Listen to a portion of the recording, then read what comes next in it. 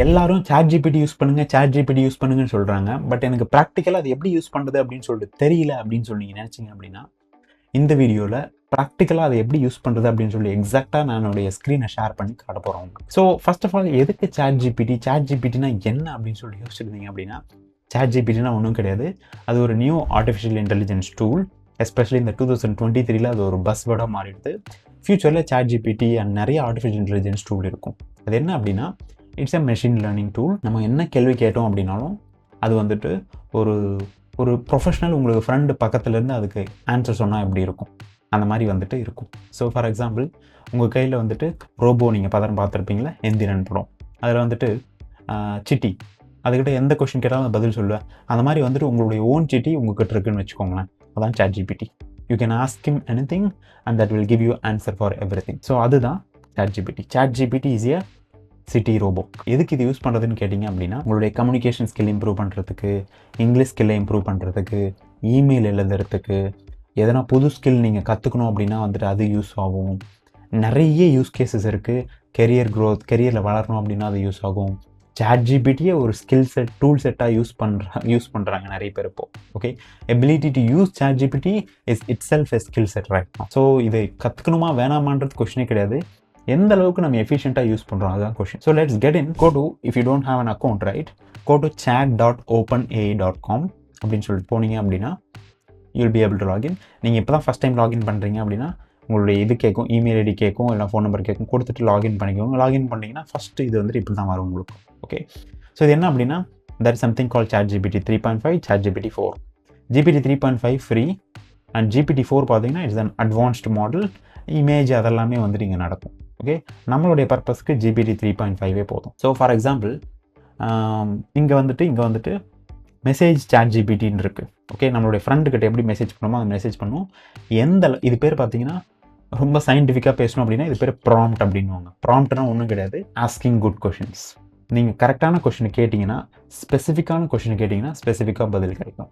ரொம்ப ஜென்ரலான கேள்வி கேட்டிங்கன்னா ஜென்ரலாக கிடைக்கும். ஓகே, ஃபார் எக்ஸாம்பிள் 2 விதமாக பண்ணலாம். Okay, so imagine I am a working professional. Okay, I want to resign from my job. Okay, give me resignation letter. This is a very basic prompt. Okay, so it will give you resignation letter template. Okay, இந்த மாதிரி ஒரு பேசிக்காக இது கொடுத்துருச்சு. Okay, you will have this. Okay, you can use this. But இதை விட இன்னும் கொஞ்சம் அட்வான்ஸ்டாக நீங்கள் ப்ராம்ப்ட் கொடுத்தீங்கன்னா இன்னும் அட்வான்ஸ்டாக அது வந்துட்டு கொடுக்கும். Okay, for example, my name is Karuna. Okay, ஐ ஆம் working in TCS as a project manager. You need to give more inputs. Okay, I'm working in TCS as project manager. I want to resign from my current role. Okay, give me short but powerful resignation letter. The letter should have following things. Okay, so acknowledgement, reason for relieving. Okay, last date of relieving, then gratitude for experience and opportunities. இதை வந்துட்டு act as a email writing expert. Okay, so this is a detailed prompt.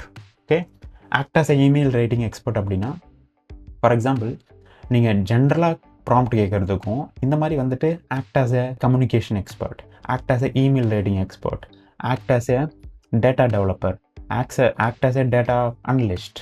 Okay, அந்த மாதிரி கொடுக்குறதுக்கும் difference இருக்கும்.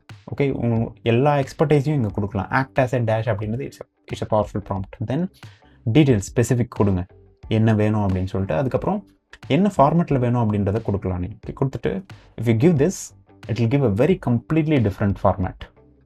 Okay, see, resignation, Karuna, project manager. Dear, it is with mixed emotions that I submit my resignation from my role as a project manager.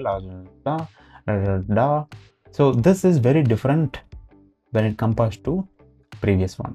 Okay, after careful consideration, new challenges பண்ணணும், committed இருக்கேன், I would like to thank you on the entire support, mentorship, valuable gratitude.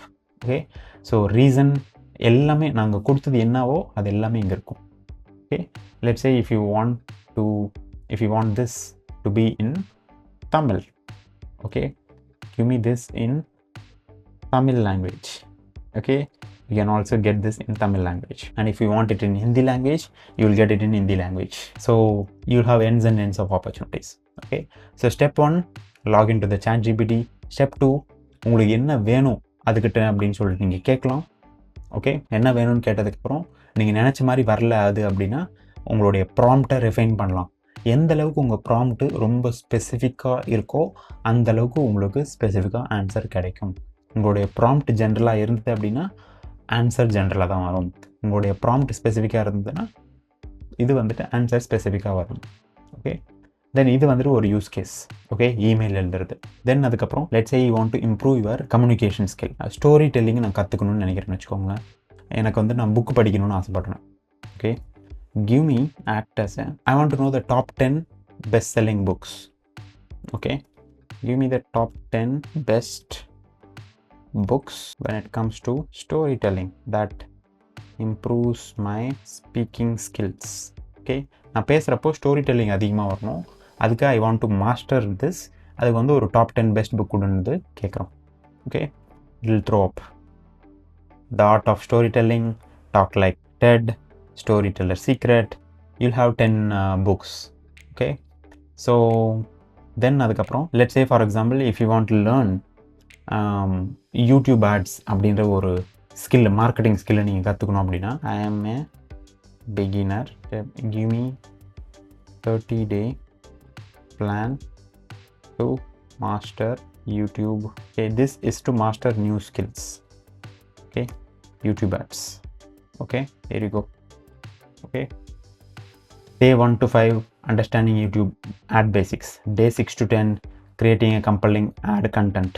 Okay, day 8 to 9, day 10, day 11 to 15, on and go. You will have 30-day plan to master any skill.